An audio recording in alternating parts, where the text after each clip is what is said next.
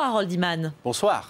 Combien de temps encore Laurent Gbagbo peut-il tenir dans son bunker? Selon les ministres français de la Défense et des Affaires étrangères, aujourd'hui, on dit qu'il ne serait plus défendu que par un petit millier d'hommes. Oui, un millier, ça fait beaucoup dans un théâtre pareil, finalement. Il a autour de lui, donc dans toute la ville, dans Abidjan, 1000 hommes, mais à peine 200 dans la résidence. Alors on va regarder, la résidence présidentielle, elle est ici, le quartier de Cocody. Le palais présidentiel, qui est à un autre endroit, il y a le palais et la résidence. Le palais aussi, il est tenu par Laurent Gbagbo, qui ne tient guère plus dans le genre immeuble officiel. Après, ses troupes sont un peu disséminées et les jeunes militants sont rentrés chez eux.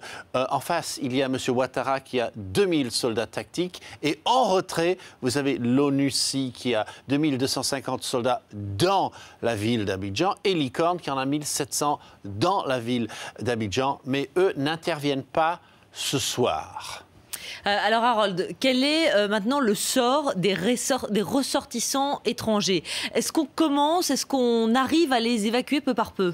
Alors, l'ONU et la Licorne ont fait venir les étrangers sur l'aéroport qui s'appelle Port-Bouët et ils les ont sortis selon les flèches bleues que vous voyez vers ici Libreville, là Lomé au Togo et vers Dakar. Et ils ont réussi sur les 2430 Français, Libanais et autres, un tiers, ils ont réussi à sortir pas tout à fait encore la moitié.